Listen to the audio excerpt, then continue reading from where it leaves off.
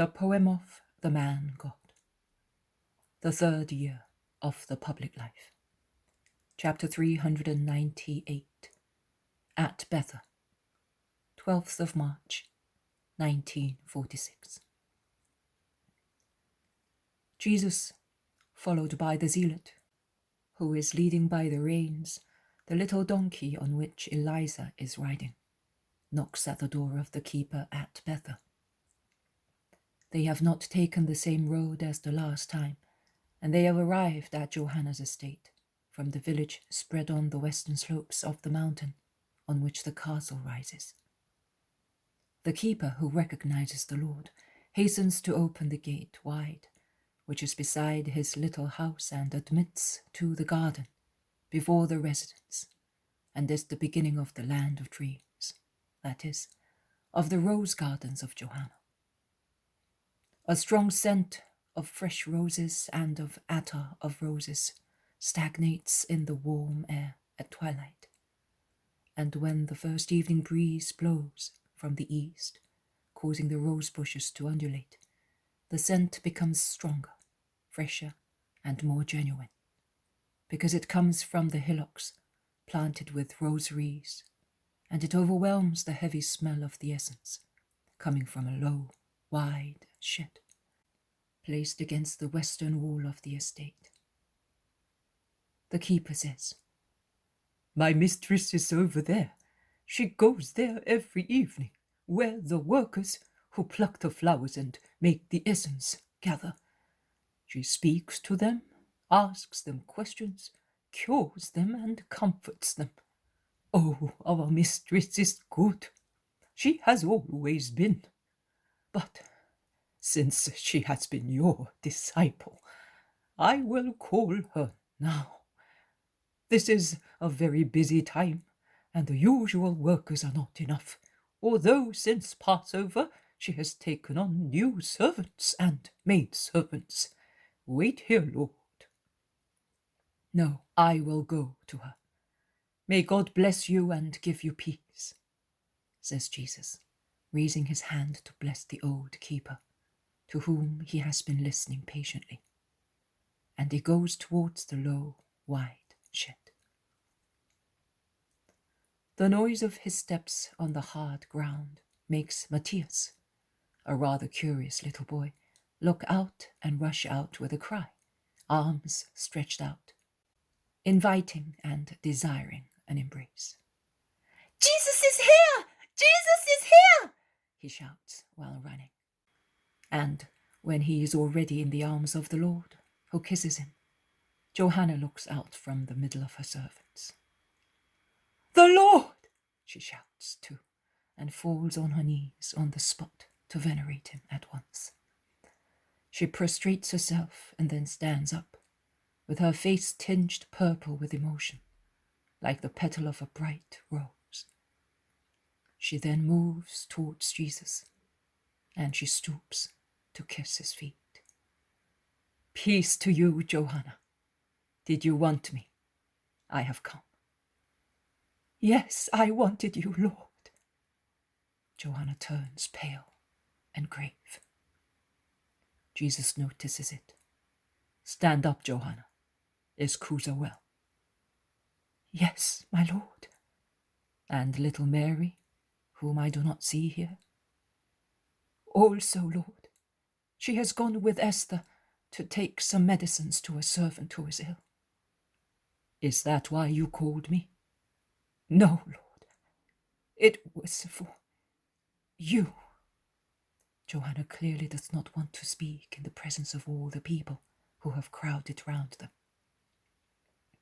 Jesus understands and says, "All right, let us go and see your rosaries." "You must be tired, Lord. You will have to eat. You must be thirsty." "No.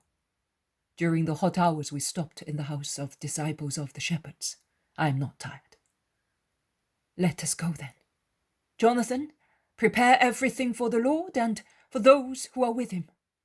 Come down, Matthias," she orders the steward, who is standing respectfully beside her, and the little boy, who has cuddled in Jesus' arms, resting his dark-haired head in the hollow of Jesus' neck, like a little dove under its father's wing. The boy sighs heavily, but he hastens to obey. But Jesus says, "No, he will come with us and will give us no trouble. He will be the little angel in whose presence nothing scandalous can be said or done, and will thus prevent the least suspicion from arising in anybody's heart. Let us go." "Master, shall Eliza and I go into the house? Or do you want us to come with you?"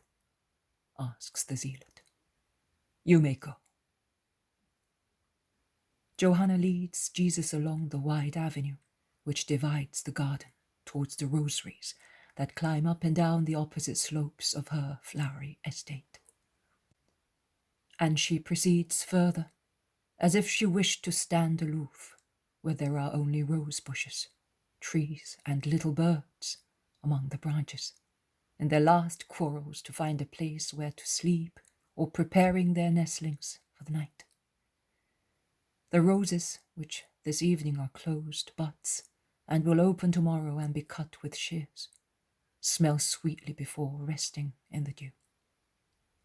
They stop in a little valley between two undulations of the ground, where festoons of flesh-coloured roses smile on one side, and roses as red as congealing blood on the other. There is a rock that is used as a seat, or as a table on which gatherers place their baskets. Shriveled roses and petals lying among the grass and on the rock witness the day's work.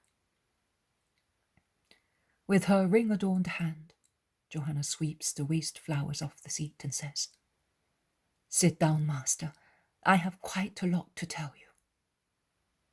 Jesus sits down and Matthias begins to run about the grass until he finds it very interesting to chase a big frog, which had come there to enjoy the cool of the evening, and he follows the poor creature, shouting and jumping joyfully, until his attention is attracted by the hole of a cricket, and he begins to rummage in it with a little stick.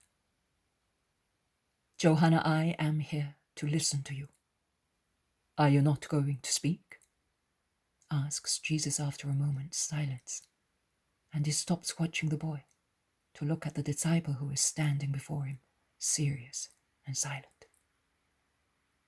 "Yes, Master, but it is very difficult, and I think it will be painful to hear."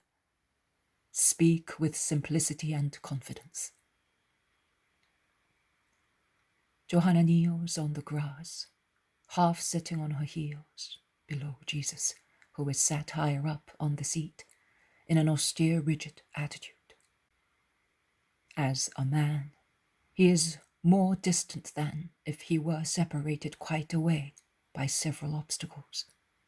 But as God and a friend, he is close because of the kindness of his glance and his smile. And Johanna looks at him in the mild twilight of a May evening. At last she speaks. "My lord, before speaking I must ask you a question, to know what you think, to ascertain whether I have misunderstood your words. I am a woman, a foolish woman. Perhaps I have dreamed, and only now I know the real situation, as you explained things, as you prepared them, as you want them for your kingdom. Perhaps Cusa is right and I am wrong." "Has Cusa reproached you?" "He has and he has not, Lord. He only said to me, with the authority of a husband, that if the situation is as recent facts make him think it is, I must leave you, because he, as Herod's dignitary, cannot allow his wife to conspire against Herod." "And when have you been a conspiratress? Who is thinking of harming Herod? His poor throne, which is so filthy, is inferior to this seat among these rose bushes. I am sitting here, but I would not sit there. Cousin, need not worry. I have no desire for Caesar's throne, never mind Herod's. They are not my thrones, or my kingdoms. Oh, is that so, Lord? May you be blessed. How much peace you give me. I have been suffering for days because of that. My holy and divine master, my dear master, my master, as I always understood, saw and loved you so high above the earth, so divine. Oh, my Lord and heavenly King. And Johanna takes Jesus' hand and respectfully kisses the back of it, on her knees, as if she were in adoration. But what happened? Something of which I am unaware, which could upset you so much as to dim in you the pellucidity of my moral and spiritual figure. Tell me. What? Master, the fumes of error, of pride, of greed, of stubbornness, have risen as if from fetid craters, and have obscured you in the opinion of some men and women. And they tried to do the same with me. But I am your Johanna, your grace, O God, and I would not have got lost, at least I hope so, knowing how good is God, but who is only the embryo of a soul struggling to improve, may die through deceit. And he who is an oozy sea, roughened by heavy currents, and strives to reach the shore, the harbour, to be purified and find other places of peace and justice, may be overcome by tiredness, if he loses confidence in the shore and those places, and may be swept away again by the currents and the mud. And I was sorrowful and worried about the ruin of such souls, for whom I implore your light. The souls we perfect in the eternal light are dearer to us than the bodies we give birth to in the earthly light. I now understand what it is to be the mother of a body and the mother of a soul. We mourn over the death of a child of ours, but it is only our grief. But for a soul which we have endeavoured to perfect in your light and which dies, we do not suffer by ourselves. We suffer with you, with God. Because in our grief for the spiritual death of a soul, there is also your sorrow, the infinite sorrow of God. I do not know whether I have made myself understood. Yes, you have. But give me a precise account if you want me to comfort you. Yes, Master. You sent Simon Zealot and Judas of Kerioth to Bethany, did you not? It was in regard to that Jewish girl who was given to you by the Roman ladies and who was sent by you to Nike. Yes, I did. So? And she wanted to say goodbye to her good mistresses, and Simon and Judas took her to the Antonia. Did you know? I did. Well? Master, I am afraid I must grieve you. Master, you are really only a spiritual king. You are not aiming at earthly kingdoms. Of course not, Johanna. How can you still doubt that? Master, only to have once again the joy of seeing you as a divine being, nothing but a divine being. And just because you are such, I must give deep sorrow to you. Master, the man from Kerrith does not understand you. Neither does he understand those who respect you as a wise man, a great philosopher, as virtue on the earth, and admire you and promise to protect you as such. It is strange that heathen ladies should understand what one of your apostles does not understand, after being such a long time with you. His human nature, his human love, blind him. You excuse him, but he's injuring you, Master. While Simon was speaking to Plautina, Lydia, and Valeria, Judas spoke to Claudia on your behalf, as your ambassador. He wanted to wring from her promises for the restoration of the kingdom of Israel. Claudia asked him many questions, and he told her a good lot. He certainly thinks that he is on the threshold of his silly dream, when a dream becomes reality. Master, Claudia was irritated. She's a daughter of Rome. The empire is in her blood. Is it possible that a daughter of the Claudi family would plot against Rome? She was so shocked that she began to doubt about you and the holiness of your doctrine. She still cannot conceive or understand the holiness of your origin. But she eventually will, because she is full of goodwill. She will understand when she is reassured about you. For the time being, you seem a false, greedy rebel and usurper to her. Plautina and the other ladies have tried to reassure her, but she wants an immediate reply from you. Tell her not to fear. I am the King of Kings. I create them and judge them, and I will have no other throne but that of the Lamb, first sacrificed and then triumphant in heaven.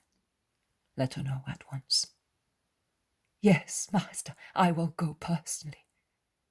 Before they leave Jerusalem, because Claudia is so irritated that she does not want to stay any longer at the Antonia, as she says, that she does not want to see the enemies of Rome.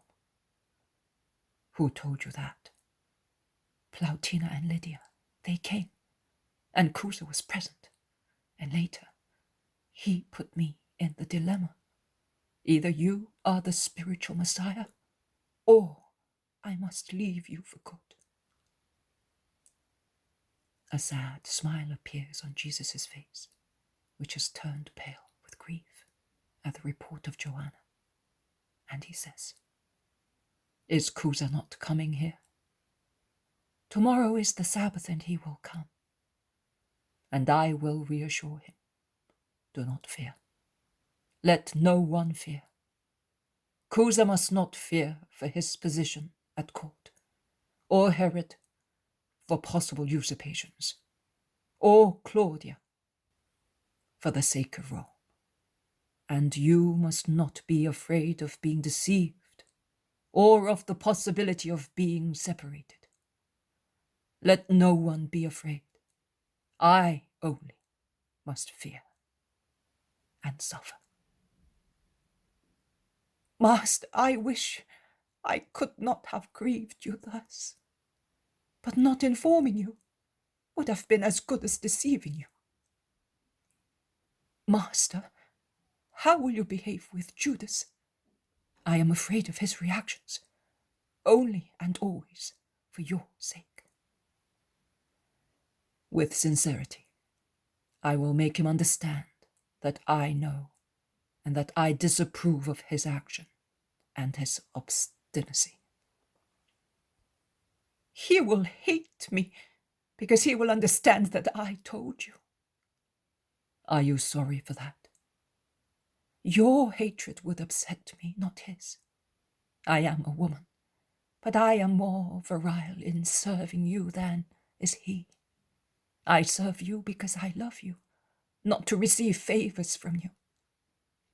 If because of you, in the future, I should lose my wealth, the love of my husband, and my very freedom in life, I would love you even more. Because in that case, I would have but you to love, and to be loved by, says Johanna impulsively, standing up. Jesus also stands up and says, May you be blessed, Johanna, for what you have said, and be in peace. Neither Judas's hatred nor his love can change what is written in heaven. My mission will be accomplished as it was decided. Feel no remorse, never. Be as tranquil as little Matthias, who, after working to make a house, a nicer one according to him, for his cricket, has fallen asleep with his forehead on petals of roses, and is smiling, thinking that it is on roses. Because life is beautiful when one is innocent. I also smile, even if my human life has no flowers, but only withered petals that have fallen. But in heaven, I shall have all the roses of those who have been saved. Come, night is falling. We shall soon not be able to see the path. Johanna is about to take the boy in her arms. Leave him. I will take him. Look how he smiles. He's certainly dreaming of heaven, of his mother, of you. I also, in my grief of every hour, dream of heaven, of my mother, and of good women disciples. And they slowly set out towards the house.